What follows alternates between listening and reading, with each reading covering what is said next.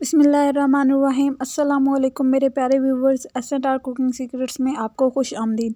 उम्मीद है कि आप सब ठीक होंगे, खैर खैरियत से होंगे, ऐसे ही खुश रहें और आबाद रहें। आज हम आपके लिए लेकर आए हैं बहुत ही ख़ास कीमती रेसिपी, जो कि न्यू मॉम्स के लिए तो सोना है और ऐसे समझे कि फ्री में आपको सोना मिल रहा है। इतनी ही कमाल की रेसिपी है ये। तो चले शुरू करते हैं आपका कोई टाइम ज़ाया किए बिना। हमने लिया है 1 प्याला भरकर मेवा, 1 प्याला भरकर क्रश की हुई गिरी नारियल, 1 प्याला भरकर अखरोट और 1 प्याला भरकर काजू, बादाम, पिस्ता, सौंफ ले लिए हैं। बाकी इंग्रेडिएंट्स आपको हम आगे जाकर बताएंगे। वीडियो को स्किप मत कीजिएगा, गौर से देखिएगा। एक प्यारी सी कढ़ाई में हमने 1 कप देसी घी का शामिल करना है। देसी घी जब हल्का सा गर्म हो जाए तो इसमें बादाम शामिल कर देंगे और 3 मिनट तक घी में इसको रोस्ट करेंगे। बादाम दिमाग की बेहतर कारकर्दगी और सेहत के लिए बहुत मुफीद होते हैं। ये कोलेस्ट्रॉल लेवल को कंट्रोल रखते हैं, दिल की बीमारी से बचाते हैं, हड्डियों और दांतों को मजबूत बनाते हैं, इम्यून सिस्टम को ताकत देते हैं। मीडियम हीट पे 3 मिनट तक बादाम को रोस्ट करके निकाल लेंगे और अब शामिल कर देंगे अखरोट।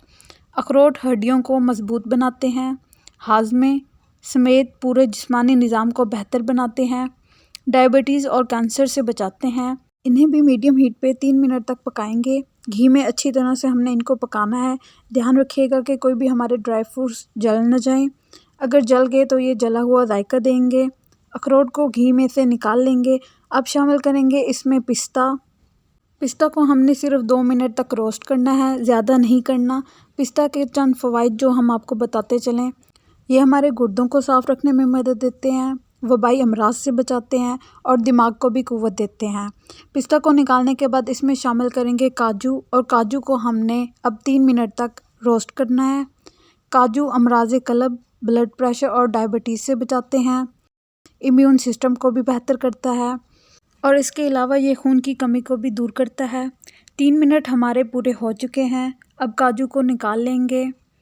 अब हमने 2 और आधा प्याला गुल मखाने के लिए हैं, इसे घी में शामिल कर देंगे। ये एक बहुत ही खूबसूरत नेमत नवाज़ी है अल्लाह ताला ने हमें। इन्हें हमने 4 से 5 मिनट तक घी में रोस्ट करके निकाल लेना है। अब थोड़ा सा और देसी घी डालकर क्रश किया हुआ कोकोनट शामिल कर देंगे और इसे भी 3 से 4 मिनट तक पकाएंगे। नारियल कोलेस्ट्रॉल लेवल को कंट्रोल रखता है। ये कब्ज़ और बवासीर के लिए बहुत फ़ायदेमंद है और ये जोड़ों का दर्द भी दूर करता है, चेहरे की झुर्रियाँ दूर करने में बहुत काम आता है, कमज़ोरी दूर करता है। ऐसे ही थोड़ा सा और देसी घी शामिल करेंगे और 1 प्याला 4 मगज़ डालकर इन्हें 3 से 4 मिनट तक रोस्ट कर लेंगे। इसके चंद एक फ़ायदे आपको बताते चलें कि ये गुर्दे में पथरी बनने से रोकता है और ये वेट गेन करने के लिए भी बहुत मुफीद है। ये आपके बालों को भी बहुत मजबूत बनाता है। 4 मगज़ को बाहर निकाल लेंगे। 4 मगज़ को निकालने के बाद थोड़ा सा देसी घी डालेंगे और 1 प्याला गूंद डाल देंगे। गूंद को तब तक पकाना है जब तक कि ये फूलना ना शुरू हो जाए।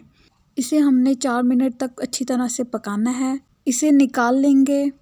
जैसा कि आप देख सकते हैं हमारी गूंद अच्छी तरह से फूल चुकी है। आप किस मुल्क या इलाके से हमारी वीडियोस को देख रहे हैं, कमेंट करके लाजमी बताइएगा, हमें जानकर खुशी होती है। अब शामिल करेंगे देसी घी में 1 प्याला आलसी का और इसे 4 मिनट तक रोस्ट करेंगे। आलसी दिल को सेहत देती है, जोड़ों के दर्द और मोटापा के लिए मुफीद है। इसे निकाल लेंगे और अब देसी घी शामिल नहीं करना। अब डालेंगे 2 प्याले भुने हुए चनों को और इन्हें सिर्फ हीट अप करना है। चने जिस्म को ताकत देते हैं, बच्चों की नशोनुमा के लिए मुफीद हैं, ख़वातीन की सेहत के लिए बहुत फ़ायदेमंद है। अब देसी घी शामिल करने की कोई ज़रूरत नहीं है। हम इसमें सौंफ डालेंगे और इन्हें भी भून लेंगे जब तक कि ये खुशबू नहीं देने लग जाते। सौंफ हाजमे के लिए बहुत मुफीद हैं, आँखों को सेहत देते हैं, नज़र की कमज़ोरी को रोकने में काम आते हैं।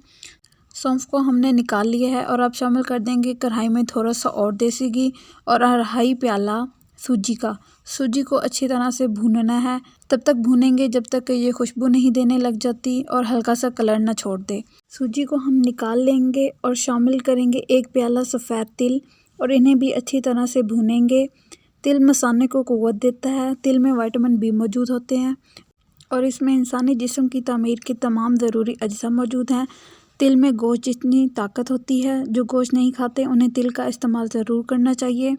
हमने सब चीज़ों को साथ साथ दानेदार सा ग्राइंड कर लिया था। इसमें हमने अब शामिल की है 1 कप मिश्री का, जिसे रॉक शुगर भी बोलते हैं, और साथ में हमने अपनी सूजी भी शामिल कर दी है।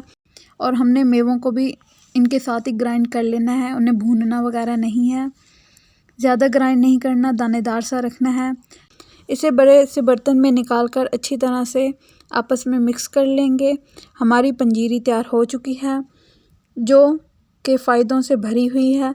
सुबह 1 चम्मच और शाम को 1 चम्मच पानी या दूध के साथ लें। 2 चम्मच सुबह शाम भी ले सकते हैं। रेसिपी पसंद आई है तो लाइक और शेयर ज़रूर कीजिएगा। प्यारा से कमेंट करना मत भूलिएगा। अगर आप हमारे चैनल पर न्यू हैं और चैनल को सब्सक्राइब नहीं किया तो जल्दी से चैनल को सब्सक्राइब कर लें, ताकि आपको मज़ीद ऐसी रेसिपीज़ की वीडियोस बर वक्त हासिल हों। हमने बहुत सारी सूजी की रेसिपीज़ अपने चैनल पर अपलोड की हैं, ज़रूर चेक कीजिएगा और कमेंट करके बताइएगा, हमें खुशी होती है। हमें दें इजाज़त, खुशियाँ बांटें और खुश रहें। फ़ी अमानिल्लाह।